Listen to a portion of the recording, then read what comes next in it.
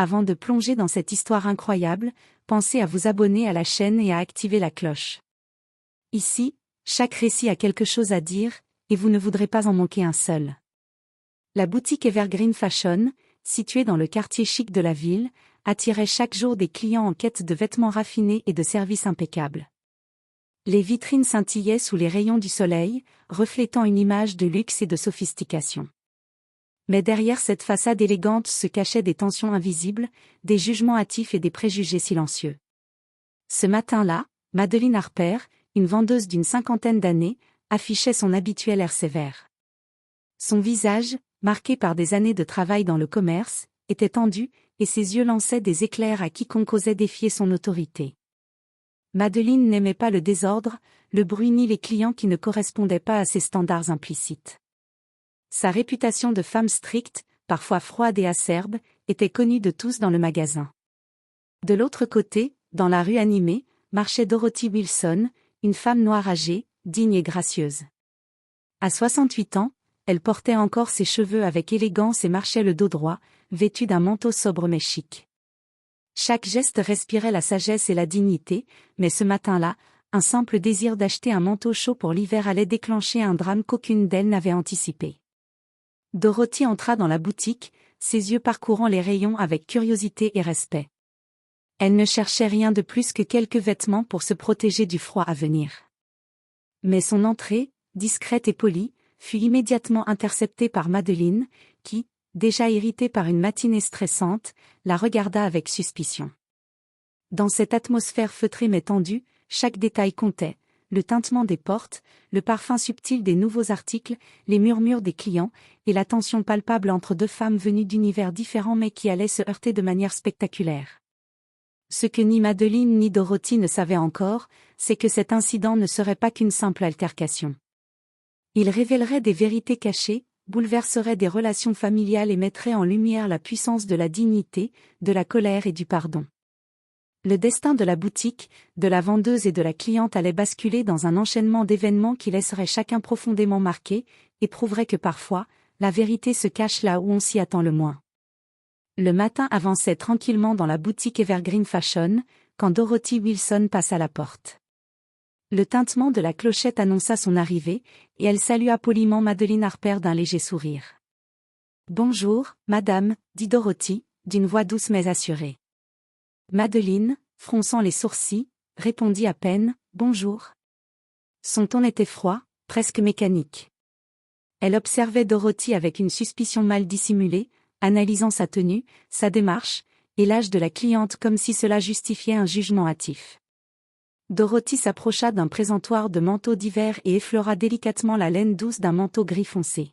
« Excusez-moi, vous ne pouvez pas toucher ça comme ça », lança soudain Madeleine, d'un ton sec qui fit sursauter Dorothy. « Je ne fais que regarder, madame », répondit Dorothy, la voix tremblante de surprise et de malaise.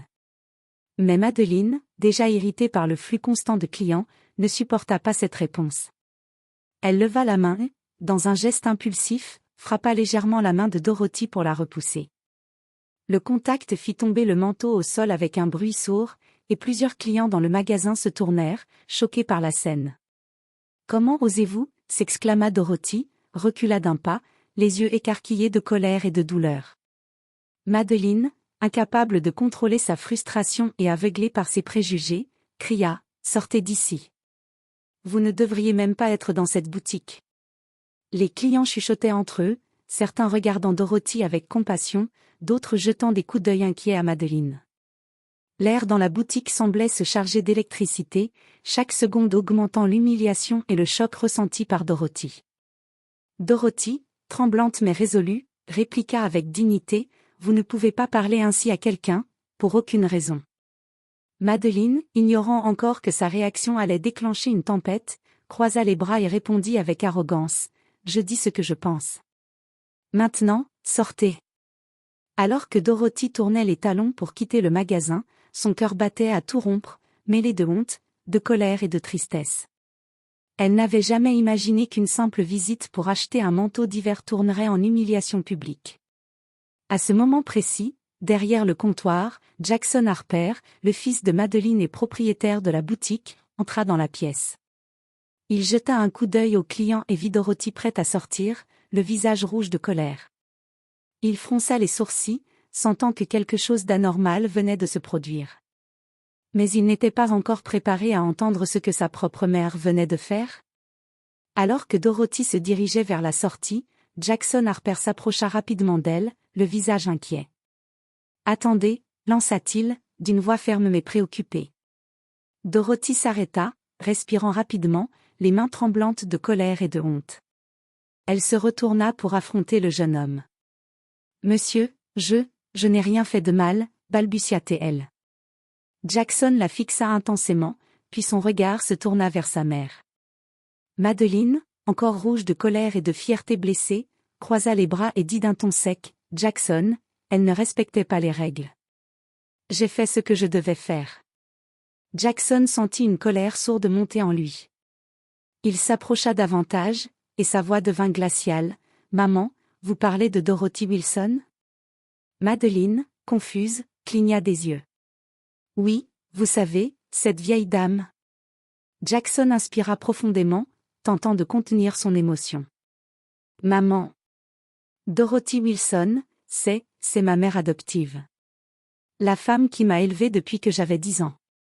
La femme que vous venez de frapper. » Un silence lourd s'abattit sur la boutique. Les clients se figèrent, les murmures cessèrent, et Madeline sentit le sol se dérober sous ses pieds. « Quoi » balbutia-t-elle, incapable de trouver ses mots. Jackson continua, sa voix tremblante mais ferme, « Oui, maman.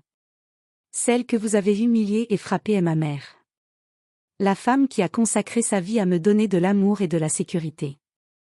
Et vous venez de... » Il s'interrompit, submergé par la colère et l'émotion. Dorothy, malgré sa douleur, resta digne. Elle croisa le regard de Madeline et dit calmement, mais avec autorité, « Vous n'avez pas seulement frappé une cliente, vous avez frappé la personne qui a élevé votre fils. » Madeline sentit sa gorge se nouer. La honte et le regret s'emparèrent d'elle, et pour la première fois, elle prit conscience de la gravité de son acte. Jackson, regardant sa mère adoptive avec compassion, dit fermement, « Nous devons régler cela. Il y aura des conséquences pour ce que vous avez fait. » Madeline baissa la tête, incapable de répondre. Son monde venait de basculer en un instant. Elle venait de réaliser que sa colère et ses préjugés avaient frappé la personne la plus importante de la vie de son fils. La boutique était désormais plongée dans un silence pesant. Les clients regardaient, certains stupéfaits, d'autres choqués, tandis que Madeline se tenait là, tremblante et rouge de honte. Jackson, le visage sévère mais calme, s'approcha d'elle. « Maman. » dit-il d'une voix ferme, « ce que vous avez fait est inacceptable. Vous avez frappé Dorothy, vous l'avez humiliée, et vous ne saviez même pas qui elle était. » Madeline baissa les yeux, les mains tremblantes. Chaque mot de son fils résonnait comme un coup de marteau dans son esprit. « Je ne savais pas. » murmura-t-elle, la voix brisée. « Je ne pensais pas, Jackson la coupa doucement mais avec fermeté, « Vous devez comprendre que vos actions ont des conséquences. Ce n'est pas seulement une question de boutique ou de règles. Vous avez blessé quelqu'un que j'aime profondément. Quelqu'un qui a été comme une mère pour moi. » Dorothy, toujours digne malgré l'humiliation et la douleur, s'avança. « Ce n'est pas à moi de punir Madeline, mais elle doit comprendre l'impact de ses actes. » Sa voix était calme mais autoritaire, et chacun dans la boutique sentit la puissance de sa présence. Jackson prit une décision immédiate. « Maman, vous serez suspendue de vos fonctions à la boutique jusqu'à ce que vous suiviez une formation obligatoire sur le respect et la sensibilisation culturelle. Ce n'est pas un choix, c'est nécessaire. » Madeline, les larmes aux yeux, acquiesça silencieusement. Elle ne pouvait rien dire, son cœur débordant de honte et de remords. Elle savait qu'aucune excuse ne pourrait effacer la douleur qu'elle avait causée, mais elle voulait sincèrement changer. Dorothy s'approcha et posa une main sur l'épaule de Jackson. « Il faut parfois pardonner, mais la leçon doit être apprise. Madeline doit comprendre la dignité et le respect que chaque être humain mérite. » Jackson hocha la tête, et pour la première fois depuis l'incident, il vit un éclat de prise de conscience dans les yeux de sa mère. Elle comprenait enfin l'étendue de son erreur. Les clients quittèrent peu à peu la boutique, laissant derrière eux un mélange de tension et de soulagement. La boutique, autrefois simple lieu de commerce, venait de devenir le théâtre d'une leçon de vie intense, rappelant à tous que le racisme et les préjugés peuvent surgir même là où on s'y attend le moins, mais que la conscience et le remords sont le premier pas vers la rédemption. Les semaines qui suivirent l'incident furent difficiles pour Madeleine Harper. Chaque jour, elle revenait à la boutique avec le poids de sa honte et le souvenir de la douleur qu'elle avait infligée à Dorothy. La formation obligatoire sur le respect et la sensibilisation culturelle la força à affronter ses préjugés et à réfléchir sur sa conduite passée. Au fil des sessions, Madeleine comprit combien ses jugements hâtifs et ses comportements racistes avaient été destructeurs. Elle commença à réaliser que l'éducation et l'expérience de Dorothy avaient façonné un être humain digne de respect et d'admiration, et non de colère ou de mépris. Un matin, après une semaine particulièrement intense de formation, Dorothy l'invita à déjeuner. Madeleine hésita, submergée par la peur du jugement, mais accepta, reconnaissant l'importance de ce geste. Assise face à face dans un petit café, Dorothy parla avec douceur mais fermeté. « Madeleine, tout le monde peut commettre une erreur. Mais comprendre sa gravité et changer, c'est ce qui distingue quelqu'un qui grandit de quelqu'un qui reste enfermé dans sa haine. » Madeleine baissa les yeux, les larmes coulant silencieusement. « Dorothy, je suis désolée. Pour tout. Pour ma colère, mes paroles, mes gestes. Je ne peux pas effacer ce que j'ai fait, mais je veux changer, vraiment. » Dorothy posa une main sur la sienne. « Le pardon n'est pas facile, mais je choisis de vous donner une chance. Parce que je sais que chacun mérite d'apprendre et de grandir. » De retour à la boutique, Jackson observa cette interaction avec gratitude et émotion. La tension qui pesait sur sa famille semblait enfin se dissiper. La boutique retrouva son atmosphère paisible, mais cette fois, avec un nouveau respect et une prise de conscience profonde. Madeleine recommença à travailler, cette fois avec une attitude humble et respectueuse envers tous les clients, peu importe leur origine. Elle savait que la vraie élégance ne résidait pas dans les vêtements ou l'apparence, mais dans la dignité, le respect et l'empathie que l'on portait aux autres. Et tandis que Dorothy continuait à fréquenter la boutique, une relation inattendue mais sincère se tissa entre elle et Madeleine. L'incident qui aurait pu laisser des cicatrices irréversibles devint finalement une leçon de vie, une preuve que même après des erreurs graves, le pardon, la compréhension et la volonté de changer pouvaient transformer la douleur en apprentissage. La boutique Evergreen Fashion n'était plus seulement un lieu de commerce, elle était devenue un symbole de rédemption, de respect et d'humanité.